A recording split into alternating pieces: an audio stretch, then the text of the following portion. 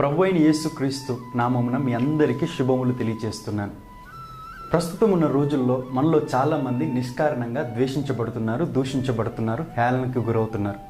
అలా నిష్కారణంగా దూషించబడుతూ హేళనకి గురవుతున్న సహోదరుడా, సహోదరి, నువ్వు తీసుకోవాల్సిన నిర్ణయం ఏంటో తెలుసా? నిన్ను ద్వేషిస్తున్న వారిని తిరిగి నువ్వు ద్వేషించడము కాదు, కానీ నువ్వు ఒక చక్కటి నిర్ణయాన్ని తీసుకోవాలని చెప్పేసి ఈరోజు బైబిల్ గ్రంథంలో దేవుడు ఈ వాక్యం ద్వారా నీతో మాట్లాడుతున్నాడు.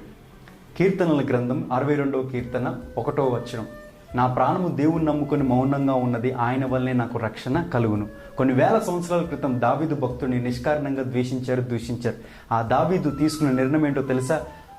మౌనంగా ఉండి ప్రార్థన చేయడం నేర్చుకున్నాడు. తద్వారా దావీదుని ఎవరైతే నిష్కారణంగా దూషించారో వారినందరినీ కూడా దేవుడు నిర్మూలన చేశాడు. దావీదు సింహాసనాన్ని స్థిరపరిచాడు.